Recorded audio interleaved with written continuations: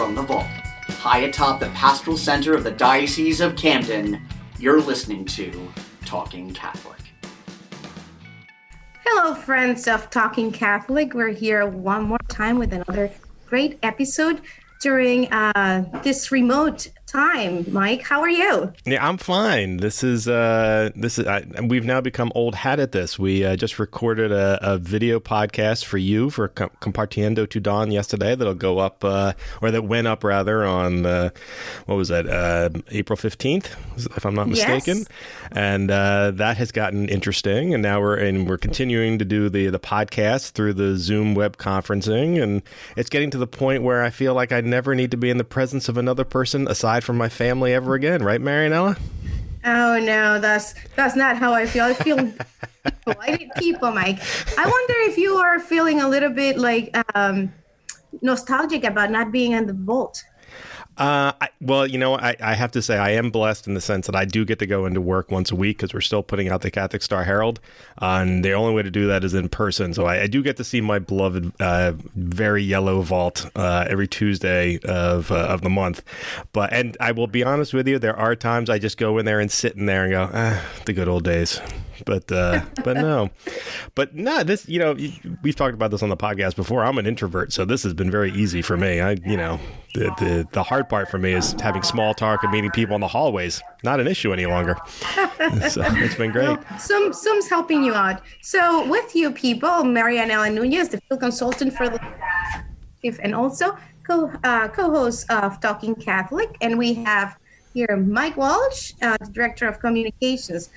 This podcast is related, Mike, and so we have wonderful people on our panel. Should I call it a panel? Yeah, you and Mary Beth Peabody from the Catholic Schools offices has put together quite a murderer's row of educational talent for us. So we're very excited about that. So I'm going to go around and introduce everybody, and just you name Mary Beth Peabody, our communications manager for the Office of Catholic Schools. She's here with us. Welcome, Mary Beth. Good morning. Thank you for having me. No, thank you for helping to set all this up, Mary Beth. This is outstanding. You always put together, whenever we do a schools podcast, you always put together a great list of guests. So you've done it again. Well, good. She saves the day. She does. And we also have with us today the principal of Bishop McHugh School, Mr. Tom McGuire. Welcome, Tom. Thank you for having me. I'm glad to be with you guys. A pleasure. We also have the principal of Camden Catholic, Heather Crisci. Welcome, Heather. Hi, everybody. Happy to be here. Thanks for having me. Sure. We have the principal of Guardian Angels, Sister Jerilyn Einstein. Welcome, Sister Jerilyn. Good morning. How's everybody? All good. Happy Easter to you too and everybody else. And we also have the principal of Holy Spirit High School, Dr. Thomas Farren. Welcome. Hi, good morning. It's a pleasure to be here. I'm looking forward to our conversation. Yes, I'm sure we're going to have a great conversation, school related, to make sure that all of our listeners at Talking Catholic are aware of what's going on in our Catholic schools nowadays, Mike.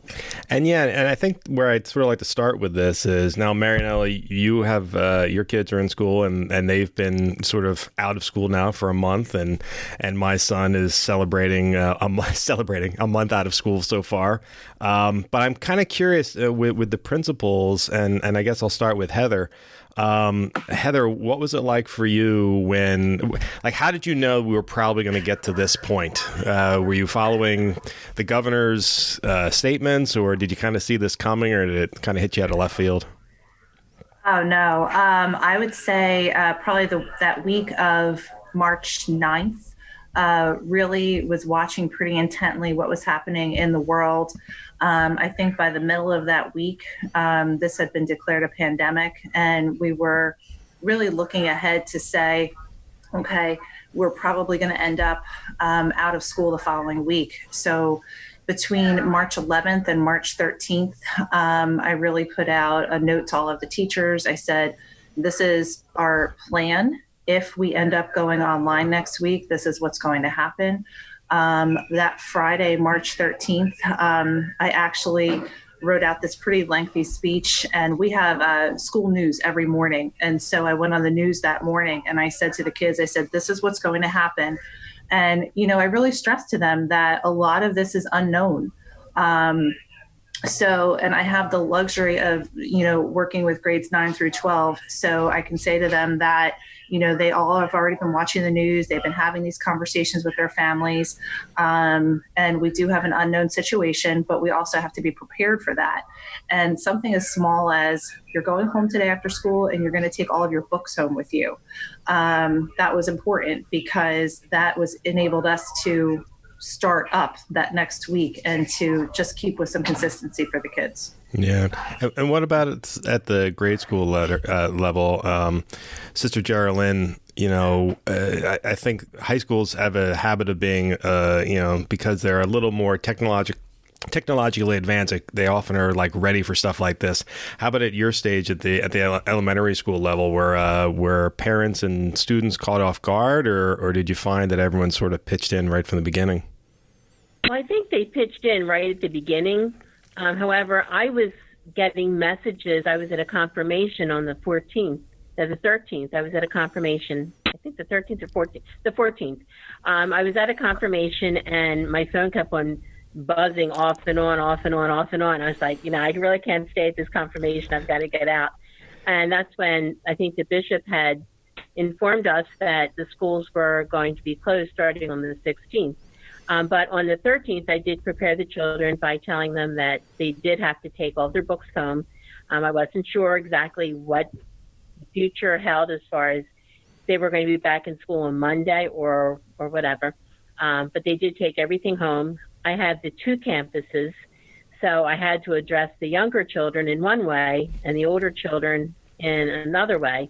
So I found that a little bit challenging, but the children reacted very, very well. They're very responsive to me, and so were the teachers.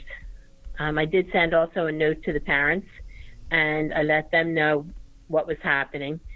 And I just got very good responses. They just wanted to be informed. That was all.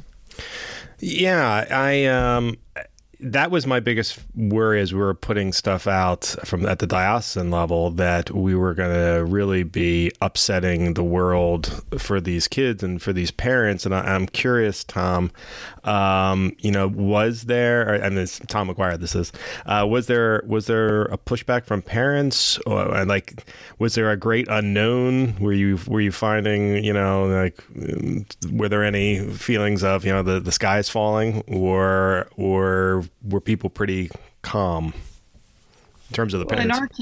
In our case, Mike, since our school really spans from age 2 through grade 8, we really got a series of different reactions from folks. And I think, each child at each particular grade level kind of internalized it differently. I think, first off, the week of March 9th, our folks, had inklings that this might be coming, as Heather and Sister Jerilyn shared. But it just turned out to be something so much different than, your typical snow day or your typical series of snow days. We've had experiences being out of school for a week and even longer than that a couple years ago in terms of snow days. And now, at that time, little did we know this was going to be a many, many week situation that really is brand new to all of us. So I think in addition to kids really internalizing this and interpreting this differently, us adults, it's been a learning experience for us as well. Yeah. Well, and so we focused a lot about in our articles so far that we've done in the Star Herald and we've done online, we've focused a lot on the children's perspective. So, Tom Farren, I'm kind of curious, how difficult was this for the teachers to get up to speed? I mean, I get the impression that it was rather breakneck speed of their ability to go from in-class teaching to distance learning teaching. Well, sure. That kind of a paradigm shift is going to be jarring for anybody. But we were fortunate as a school that we had back in the summer decided to go to one platform. So we had 2 or 3 different digital platforms, and we decided just to go to the G Suite. And so every teacher over the past 8-9 months was getting comfortable with Classroom and Google Forms and Google Docs and how to share documents with students and go back and forth, both in terms of a document that can be shared with the entire class or kind of a one-on-one document with a student where they can communicate, hey, I'm not understanding this problem or this situation. And then we were fortunate, again, like everybody's been saying, we had wind of this. Our nurse brought it to our attention January 27th, and we kind of slowly in the beginning, because we weren't sure of what it was, did some research on it. But by March, we were fully aware that there was going to be some changes happening to the school. And so we were fortunate in our scheduling that we had a department chairs meeting and a faculty meeting within a week in end of April, early March. And so we started planning with our chairs early on in end of April there about communicating with their departments about thinking ahead and planning ahead and what would happen. And then as it became evident, it was glaringly obvious, as people have said, by March 9th that it was coming. It was just a matter of when. We'd had a chance to sit down with the chairs with our entire faculty, and we actually shifted our faculty meeting away from our normal agenda into a working meeting. And so we all sat down in our computer lab, and every single teacher within their department was able to figure out how to plan ahead 3 to 5 lessons using the digital platforms. Yeah. So that when Friday came, and I think Heather said it, we had everybody in the building take their stuff home. So our teachers were ready for it. We had been making announcements during the week to prepare for it. So the planning was fine. I think the transition that first Monday when the reality hit was a little bit okay. So now we have to suddenly get 4 or 5 classes delivered content wise at a set time during the course of a day. And oh, by the way, we have our regular lives to try to manage at home. Yeah. Because suddenly kids are home and grandparents are over and whoever's there. I think the hardest part was not the planning. It was the first 2 or 3 days. And I think the only reason we were able to be successful is because we had the planning. Every teacher had 3 to 5 lessons on the Friday before. Yeah. No, there was a lot of brilliance in that. And, I'm curious now that, that was sort of like your first day going into it. I'm curious, how have things sort of changed over the course of the month? What did you realize? What did you think was going to work at the beginning? It didn't. And what did you think might be difficult and turned out not being difficult at all? Mike, open this to everybody. Before we go into that question, could I ask Mary Beth Peabody to jump in just a little to tell us how the Office of Catholic Schools sort of like prepare all of the principals before this happened, and tell us a little bit about that pre-meeting we had with the elementary school principals and high school principals to talk about having a plan for this. Okay, I can pick up with that meeting. To do that question justice would really require Dr. Bill Watson, our school superintendent, who was working with the principals long before that meeting to put plans in place. But we had a meeting with our elementary school principals the Thursday before schools closed. And at that point, it was like, yeah, we're really pretty sure this is coming. It could be sometime next week, and it could be sooner, but we think it'll probably be sometime next week. And then the next day, the word came, that's it. And that meeting with the principals was just incredible. It really was. I think they spent the first, and Tom and Sister Jerilyn, you can certainly jump in here, but they really spent probably the better part of 2 hours just sharing their feelings about what this would mean for people. And it's funny to kind of go back to that, because now we're so deep into it that all of those thoughts have long since played out. But, what do we do for working parents? What do we do for people who are in healthcare that are still going to have to get up and go to work? This is going to be a childcare issue as much as an academic issue. And it was really great because nobody was debating whether or not it should happen, because those decisions were not for any of us to debate. But it was more, how will this look and how will it play out? And then they spent the afternoon going through, they worked on plans and then divided into groups and shared their thoughts. And I think they really left by the end of that day with a pretty good framework, which meant, most of them had already been working on anyway. But it was just it was a very unified process. And you just had this sense that something really big was going to come out of this. And it has. Yeah. Thank you, Mike. I'm sorry I interjected your question, but I felt like, it was important for people to sort of like get a frame since the beginning, and then, we move on. So keep going. So just out of curiosity, I mean, how have things sort of morphed? You had your idea of how things were going to be from the get-go, and now that you've been doing it for 4 weeks, how have things sort of altered? Like, what did you realize you thought would work that didn't, and things you didn't think that worked that did? This is open to everybody. Wow, I've stumped four principals. I'm so thrilled. This is awesome. All right. I'm sorry, Tom. Thomas, what were you saying? Well, I was at the elementary level, at least at our school, we were initially thinking the use of packets might be a big part of the paradigm of distance learning with the younger kids in particular. But as time has evolved, as each week has went by, we've realized the need for more video messaging. We've done a lot of video-based instruction, starting with that at the 4th through 8th grade level, and then bringing that down to 2nd and 3rd grade, and then 1st grade, as well as kindergarten. So our approach has really evolved each week, to really help kids have things to be as normal as possible. That's been our goal all along. And it's just, it's taken a little bit of time to really get the approach to where we want it to be, with now teachers using the online learning platforms without really any issues, just as if the kids were in school. And their dedication, the teacher's dedication and approaches is really the same, if not more than it is when the kids are here. And they've really, I have to give them credit, they've developed this approach really, really well over the course of time. That's good to hear. And Thomas, you were going to say something as well? I think one of the things that worked kind of the way we were hoping to was our schedule. We had debated going to a schedule where, students would check in our first period and our second period as if it was a regular school day.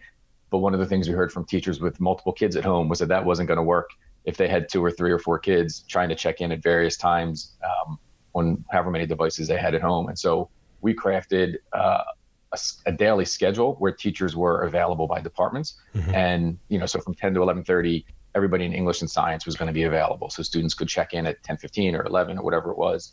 And the day would kind of go until 6 o'clock, right? Unless a teacher independently decided a different time. And the core value that we saw in that scheduling was the flexibility of it, trying to recognize that you need stability. To Tom's point, there needs to be kind of a sense of normalcy, but you also have to be aware of the changes and the pulls on time that we can't actually predict, but we know they're going to be there. So that's worked pretty well. And I think what we've learned through the process in that scheduling is load management and content. Mm-hmm. We had a lot of questions in the beginning. Is it going to be a week or 2 weeks? Do we teach new material or do we, and Heather was in the conversation we had, do we teach new material? Do we just review? Mm-hmm.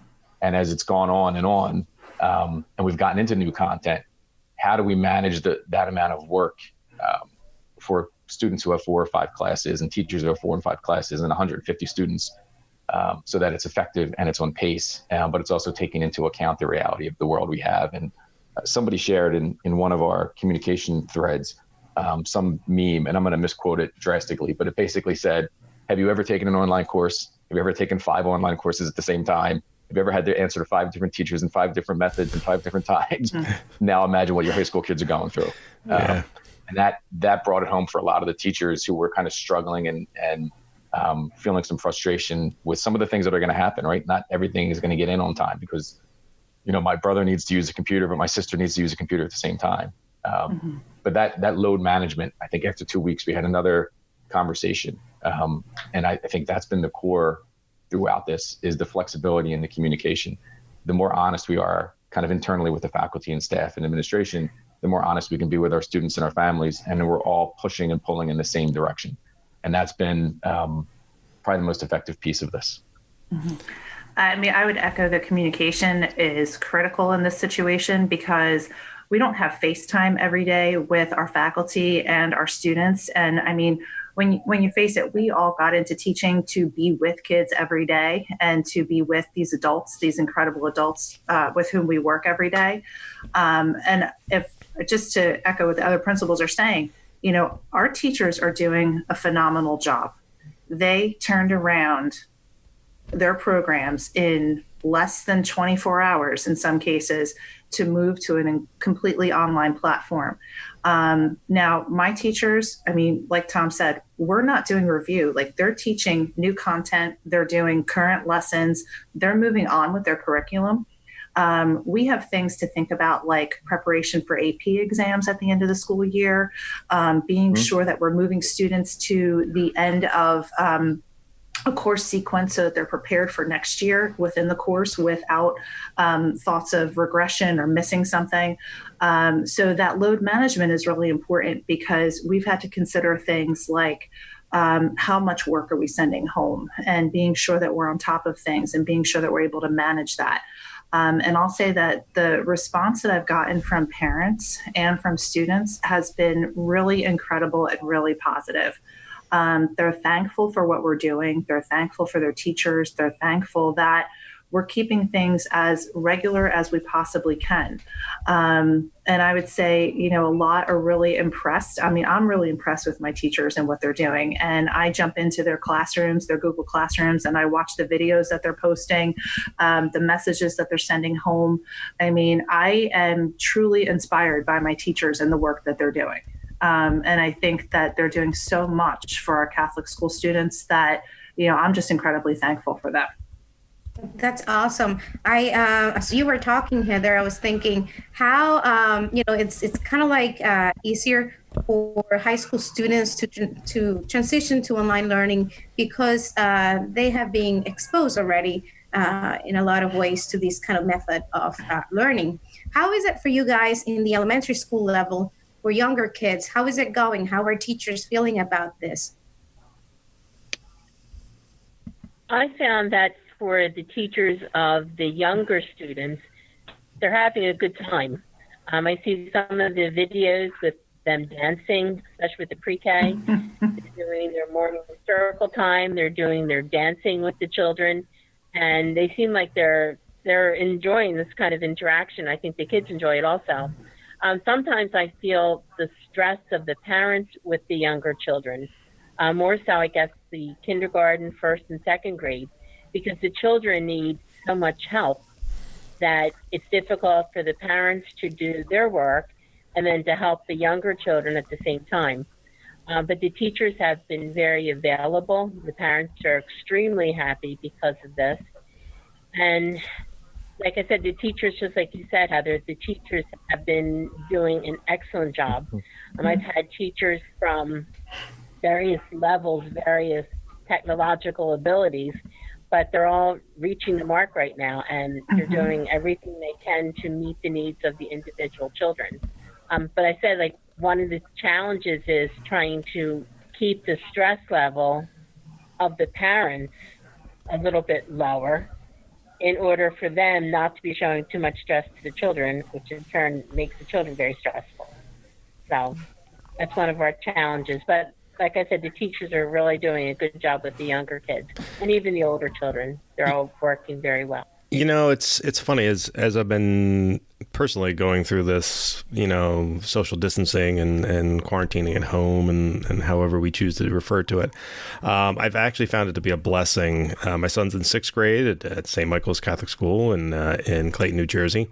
And what I found is that the classwork has actually offered a sense of normalcy, in the sense that, you know, he still has a regimented day. And there's been a lot of flexibility in it, because it took him a little while to learn how email works, and that you need to check it 6 or 7 times a day. You can't check it in the morning and figure you're done with the day. Once he learned he had to check it at 3 o'clock and 5 o'clock, everything got easier. But it's given him things to work on, things to stay focused on, as opposed to just being on his iPad or running around outside or anything like that. And it's, in a lot of ways, it's forced him to be very creative, because of how sort of this unique situation. He's been given a lot of assignments that have been video based, so he's been making a lot more videos, and the technology is really been beneficial for him. Have there been any circumstances for the four of you, particularly I guess at the elementary school level, where you've had to make some accommodations for folks who might not have access to electronics or a good Wi-Fi connection for some of these kinds of things, and maybe how did you get past that? Tom, has that happened to you at all? I'm sorry. One of the platforms is Google Classroom that we use. The other one is Zoom. And both really require the technology. So we made some accommodations because we did have, I'd say, about a dozen cases where folks didn't have enough technology at home, where there's siblings, where the computer needs to be shared or the laptop needs to be shared. And in those cases, we would sign out the Chromebooks to the children from school. And then we would really have to work with them if they haven't used particular programs before, mostly at the younger levels, to really equip the students and the families with what they need to allow the teachers to be able to deliver the instruction. And likewise, there's been a lot of learning for us as educators with the different features of the programs. And one of the really cool things with Zoom to really give that in the classroom feel is you can have breakout sessions and, break the kids into groups, and, parents can be involved in that too. And then, bring the whole group back together. So there's been a lot of learning, but definitely the sharing of materials, including technologic resources to, equip everybody with what they need to be successful during this time. It's also been a great learning experience for my wife, who I've been working all this time. So my wife has suddenly learned the importance of being a teacher and just the struggles that, of course, teachers go through. There have been many memes, that have gone around in the last couple of months about or the last couple of weeks, about the next time a teacher asks for $1 million, give it to them, because it's a very hard job that they do, and you don't realize it until you're doing it yourself, trying to keep up with that workload. And I think particularly for when you have younger students, younger children who are students, in terms of our faith, we're all Catholic school. This is a Catholic school podcast. You are all Catholic school educators. How has it been to sort of incorporate the spirituality of Catholic schools into the programming as well, so that element that makes us special in terms of our Catholic schools? I wonder how easy that is to transfer digitally and virtually. I think that's been really important for our school and our school community. We're fortunate enough to have 3 priests who work with Camden Catholic. Father Joe Capello is our rector, Father Ed Kennedy is our director of Catholic identity, and Monsignor Martin is our president emeritus. And the 3 of them have graciously offered to say daily mass that we've been able to post to our Facebook page for our families, for our alumni. And that's been really wonderful because it keeps that we have daily mass at school every day. So it's every morning, it's in our chapel. So having that, it's that consistent piece to our community. We've done a lot of things that are embedded within each one of the teachers' classrooms. So something as simple as starting your lesson with prayer, and even your virtual lesson starts with prayer. And getting that kind of feedback from our parents. So we did a parent survey after our first week online, and more than one parent communicated to me in the survey, I am so happy that your teachers are starting with prayer. And that's really inspirational. And that's something that the teachers need to see. We have a really active campus ministry office, and we have a campus ministry Google Classroom that has, I think at this point, almost our entire student body is in there. And it's very, it's kind of they call it a low-key place to visit. So when you go into that Google Classroom, there's daily prayers, there's inspirational messages, something for you to live your faith life every day when you're still living this virtual online. And we've kept up our service opportunities. So we actually, our campus minister has started something called the Irish Express. And, once a week, she makes pickups with social distancing regulations in place. But we are making donations to Cathedral Kitchen still, trying to hit some of the people that we know are still in need and who really benefited from what we had done before we closed. We're just trying to continue to do what we can. And I think that speaks a lot about our community when people are still willing to make these donations and to do things for those who are in need. No, that's wonderful. And what about at the elementary school level? How have you been able to sort of incorporate spirituality into your programming still? We also start our day with a prayer. Unfortunately, I'm not as consistent as I would like to be with doing that, but I do encourage the teachers to start the time with prayer.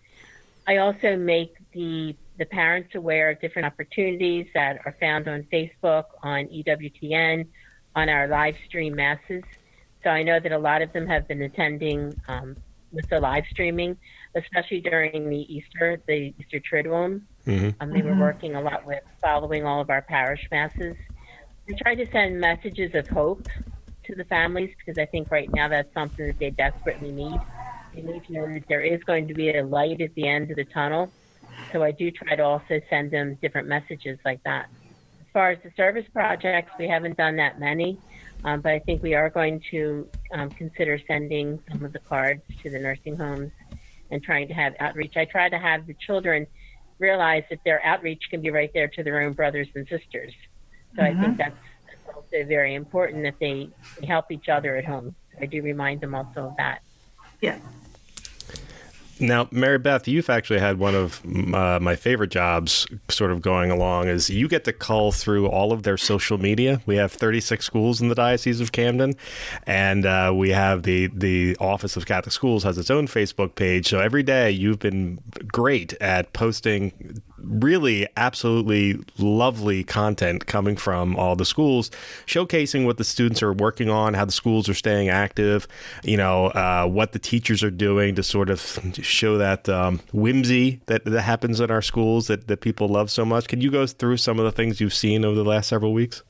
Yeah, and I appreciate. I don't want, but don't bring up the special thing about Camden Catholic yet, because I kind of want to end with that. I appreciate you saying that because I always feel guilty that I'm missing some. You see a lot and you can only put up a couple things a day, and then there was also a lot of content that we were sharing from the diocese during Holy Week, but just pictures of children. A lot of families have been sending in pictures of their children doing the assigned work. Or the first week, it was really fun, especially with the little kids, seeing them discover Zoom. People would send in pictures, and you would see a child's face just staring at their screen in disbelief that all the classmates were there. So that was really fun. We've had some beautiful videos that teachers have prepared for their students just to say, hey, we haven't forgotten about you. We're still here. So most of those are like a montage of photographs with somebody holding a sign. Some of them are actual pieces of video put together. We've had yesterday, Tom McGuire sent me some photos off Facebook of just a ton of cards that he had received from students who had done these cards for a nursing home, which they then were sending out to the nursing home. So I posted a picture of the cards last night. It's really been quite amazing to see. This is a very weird world that we're living in right now, that we're all separated from each other. And the fact that people, I'm truly impressed and often humbled by the fact that so many of our schools are going this extra mile to show joy that while we may be locked in our homes for a while, that life continues to go on and we can still be kind to each other and do good things for each other and remember each other and interact. We've had this sort of phrase going on at the diocesan level that, that we're remaining faithful together by being apart. And I think this has been sort of an unfortunate but wonderful learning experience that has forced us to all get out of our comfort zones. If any of us were in a rut, we're not in a rut anymore. That is for certain. We have all these new opportunities being presented to ourselves. And I haven't seen, I'm sure there have been moments of depression and sadness and things like that. But from what I've seen, what people are actually trying to do, there is joy out there. That really does bolster my spirits. And I got to tell you, most of what the joy I've seen has come from our Catholic schools. So congratulations to the four of you and to all of your colleagues who are doing such a great job. What about you, Mary Beth? Have you been? I think. Oh, I'm sorry, Tom. Go ahead. I was just going to say, one of the things I think that in my Easter letter home, I think the timing of all this is kind of telling. We're doing a lot of this is happening during the Easter season, and we're now talking about coming out of this at the Easter season. And one of the things I tried to kind of connect was the understanding that in the passion and resurrection of Christ, we can see the hope of a new life, right? And I'm a language guy. I was a Spanish teacher for years, and so I went to a Jesuit high school, so I had Latin and Greek. So you go back to pathos of feeling and suffering, and then you go to Latin, suffering, enduring, and experiencing. And then you get to the common, modern day contemporary understanding of passion is intense love. And when we see that suffering, that pain, that experience that Jesus shared, it remains a kind of a symbol of unity and of hope and of love for all of us. And so the fact that this is happening now in Easter season, as we're going into spring, we see the symbols of flowers coming out in bloom, birds are coming out more. All of that, for me, is the sign of hope. And the fact that we're out of our comfort zone, trying to share that with each other, is just a new opportunity to express that. Yeah. That was great to hear. I was wondering, for all of you, this is an open question. I know that during Holy Week, the schools, suggested to students to maybe put a sign up on their doors or do something related artistic that would showcase Holy Week and maybe Easter Sunday or Palm Sunday. How is that in your schools? What did you see that you liked the most?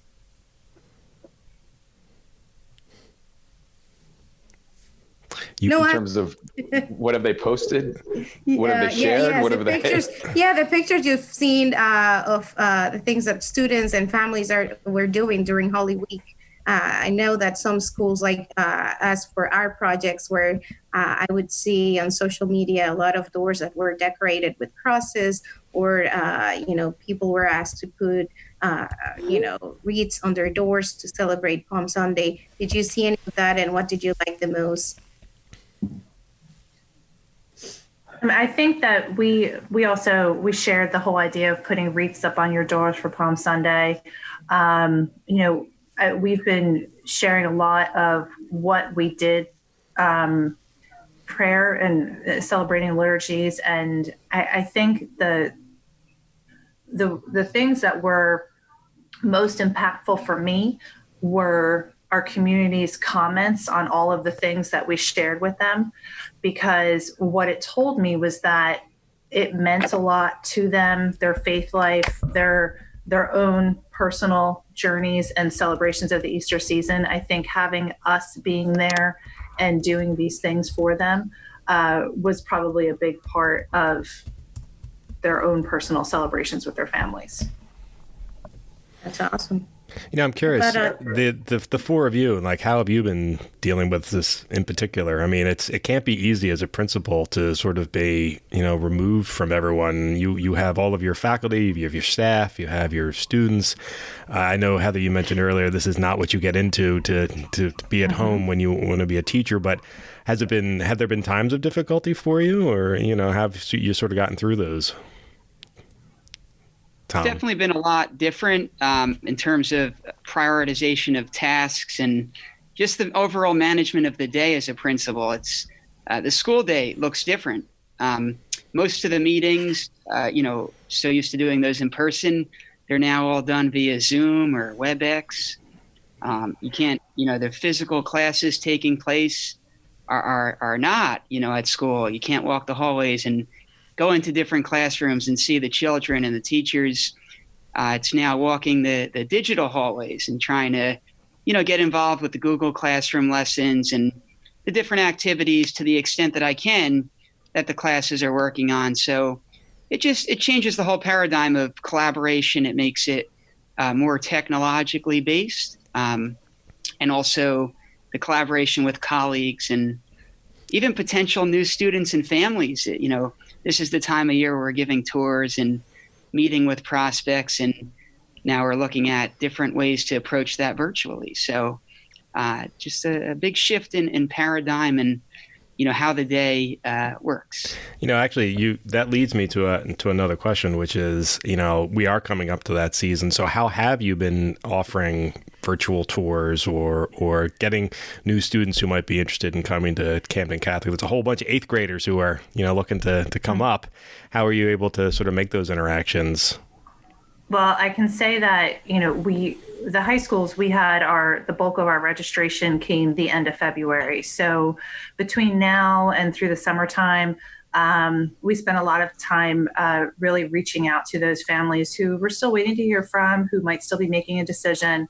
And so our admissions director does take care of a lot of that.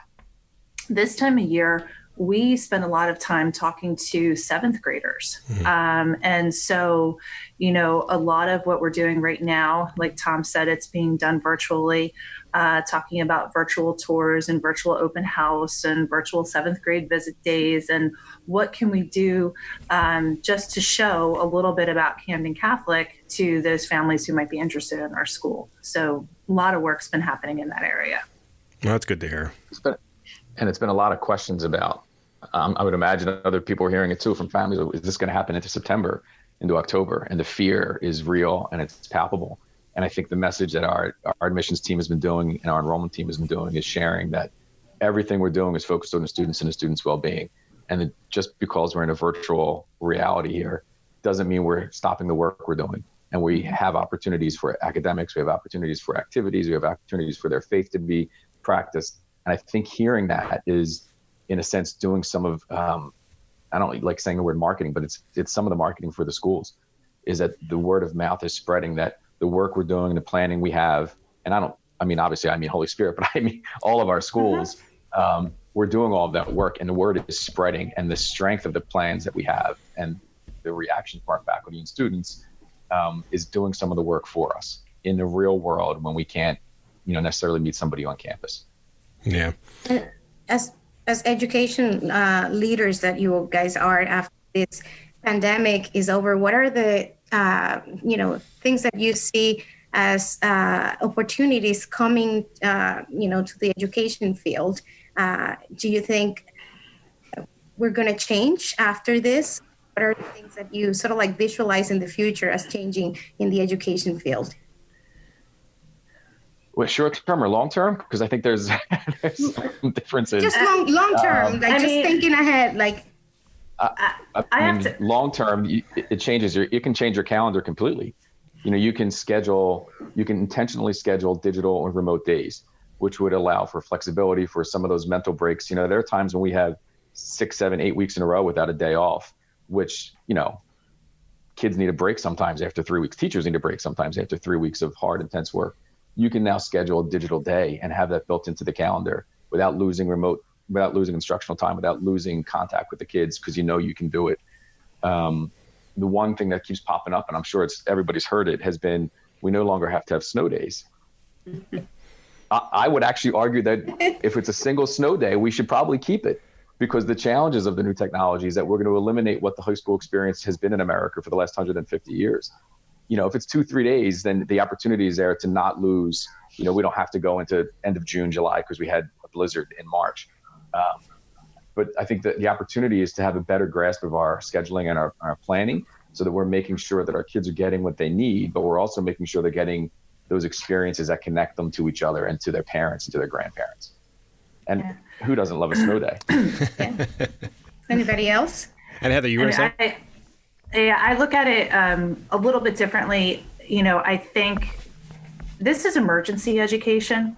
Like I said before, nobody was really prepared for this. I think we're doing an excellent job at the situation that we've been given. And I think that in the future, we're going to be able to use the experience and some tools with the guidance that we're given from the school's office, from the Department of Education, all of those things, to implement these tools and these things that we've been learning about over this past month in our future. But it's not that this doesn't mean an easy segue to all of the sudden blended learning and online education, because like I said, people didn't sign up to do this right away. They're doing it, and they're doing a great job, and they're learning a lot along the way, both teachers and students. But I think the most important thing for our communities is that time when we're going to be able to get back together, because talking to the adults and talking to the kids, that's what everybody misses the most. They miss being there, they miss being in the school, and they miss being together. And it has come at a catastrophic cost for some students. I mean, you look at Pennsylvania, who is shut down school for the rest of the school year. We don't know what, we're recording this on April 15th. We don't know what might happen in New Jersey yet, but that's as likely a possibility as anything else here. That means proms are missed, state championships are missed, graduation is missed. My dog is walking around behind me, so you might be hearing that in the background. But that sense of loss is really palatable. And now my son, being a sixth grader, he's just happy to be on his iPad and he can hang out with his friends like that. But when he gets into that, dating and going to events and things like that that have been, like you were saying, Tom, that have been hallmarks of the American education system for 100 years, and not having that in your senior year in particular, I have to imagine that there is a sense of loss for that. Have you guys started to put together, particularly Thomas and Heather? Oh, actually, this is for the elementary school principals as well. If schools are shut down, throughout the year, have you figured out how you might want to handle graduations or gatherings like that? We actually talked about that at our last meeting, and as a group, we have to wait for directives from the school's office and the bishop's office, and really we all need to be on the same page with what we're doing. Yeah. Okay. But and our kids we had a conversation with our student council, and obviously different students are telling their teachers, they're all, to Heather's point, they're all just dying to be together one last time. They've kind of accepted that some of the senior year things aren't going to happen, right? They're not going to have their barbecue in the parking lot. They're not going to have, the fourth quarter, where frankly, we all know how seniors are in the fourth quarter of senior year. They're going to miss that opportunity, and they've kind of accepted that. But they are looking for some continuity in the big events, right? They want a graduation ceremony of some sort. They want a prom of some sort, and recognizing that it might be different than what they were expecting. But we're in that kind of hurry up and wait planning right now. Yeah. And that's the frustrating part. The kids feel it. And I never, I don't think anybody has anticipated being in a situation where we have to tell a senior, hey, this isn't going to happen, and you're never going to get a chance to repeat this. Right. I wonder, and it's heartbreaking. Yeah, definitely. I wonder what you may recommend to parents that are dealing with these issues at home, and they need to sort of comfort their children that, that they're going to be okay, and that there's going to be sort of a kind of closure for them. We're communicating. We're sharing that, we are planning. We recognize that nothing is set. We're going to follow the guidance we're given, but none of this is lost on us. And I think we go back to the earlier part of the conversation, because we've been communicating from the start, because we've been as open and honest as we could be from the start. That's that trust that we have anyway, I think is more solid now. And so they know that we haven't forgotten about them, and we keep repeating that we haven't forgotten about them, and we're not going to forget about them. Yeah. I'm going to say, I think that my families, and even conversations I've had, there is this sense of people understand where we are, and they understand that there's a little bit of this unknown factor. And like Tom said, we're communicating as much as we possibly can. Sometimes I even wonder, am I communicating too much? But everybody seems to appreciate it. And, because they're in the know about what's happening as much as we possibly can tell them. And I think, to Marianela's point, just to listen to their kids, and, I would encourage families just to have those conversations, and to know that it's okay to be sad, and it's okay to miss your friends and your teachers. And the more that we can talk about that, and the more that we can let students, express that grief or that sadness, I think that that's really important. And Sister Jerilyn, you were going to say something? I was just going to say that we were already talking about that with the teachers and with different families. And we are planning on, whenever we do come back, to make sure that the children do get together. And if it happens that we don't finish out the year at school, even in the summertime, just to have a graduation ceremony, to have something where the kids can come back and say goodbye to each other. The closure is very important for them. The parents are very creative, so they have some pretty good ideas too. No, that's great to hear. And I'm certainly hopeful that something like that will happen. I have a number of seniors and eighth graders that are friends with my son and friends of the family, and I just keep looking at them going, boy, I hope they get some experience before it all ends. And I know it's not, and I say that knowing it's not on you, it's on the state of New Jersey and what's going to happen. And I really very much appreciate the fact that that's actually something that's at the forefront of your minds. I hope people are comforted by that as soon as you guys are able to do something, you'll do something. Now, in the last 5 minutes we have left, I did want to focus on Camden Catholic one more time, just because you guys did have one of the great stories come out of this, and a lot of it had to do with the brilliance of your choir director, Greg Gardner, and something he did with the school and the band. Heather, can you tell us a little bit about that?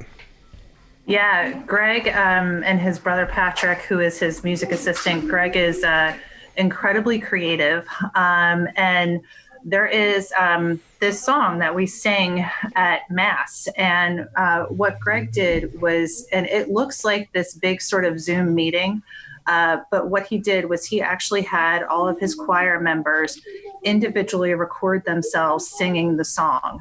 And then what he did, I think there's something like 35 kids in the first video he edited them all together, including himself and his brother, both playing instruments, so that we had a virtual choir singing this song. It was really, it's fabulous. It's so creative. Greg is incredibly humble about it when he talks about it. He made local news. NCEA picked it up. NPR picked it up. I saw it on some other website last night, got picked up. And just something that was really heartwarming. And like I said, again, very inspiring because it was, something that was really great to showcase the kids and just to really bring spirits up, and absolutely fabulous. And if people wanted to see that, where could they go to view it? Right now, Camden Catholic Facebook page has it up there. It's on YouTube as well, the Camden Catholic YouTube page. Yeah. That was just another one of those highlight moments of a very weird time where the creativity of people has come forth, and we've just seen great and wonderful opportunities to do things. And I'll tell you, thank you, particularly the four of you, for really stepping up during this time and making sure that all of these families do feel the love, that they do feel that we're part of something bigger still. That our Catholic education system was ready to meet the challenge when something like this happened, something that we all, none of us, I'm sure, ever thought we would ever have to deal with. And yet you guys have been doing it successfully. And I know it's been successful because I have so many Catholic school friends that have said to me that while it has been a unique experience on the parent end, that they're all very grateful that it still exists. And actually they're... Quite frankly, their biggest fear is what happens when summer vacation rolls around, because that's a lot of iPad time that they're going to be fighting their kids to stay off of.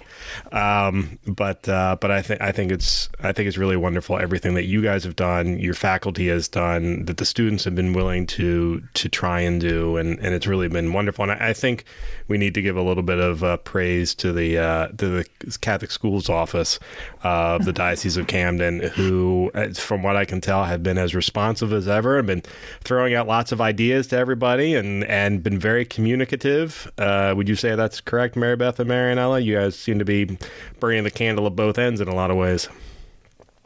I think, go ahead, Mary Beth. No, I was just going to say, I think we've stayed pretty closely connected, and Bill has invited us to be part of principals' Zoom calls, which is helpful because it gives us a sense of what's going on around the diocese, and it's been really a blessing to be part of this. Yeah, and I think all of us are really impressed and thankful to all the principals that are doing such an excellent job leading, their teachers in this time where, evaluations are looking much different now, right? Everybody, everything is online. And so they're doing a tremendous job making sure that teachers, know what to do and learning as everybody else is. So thank you all. Yes, thank you all. Thank you for joining us today. Marianela, thank you for hosting with me. And Mary Beth, thanks for pulling all of this together.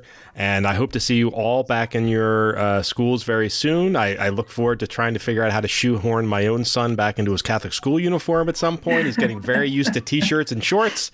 But at the same time, the bishop's going to have a hard time getting me to put a tie on ever again. But, we'll little battles as we move along. So thank you all very much. And to our listeners, we'll talk to you again next week. Bye. Yeah. Thanks for having us. Thanks for having us. Thank you all.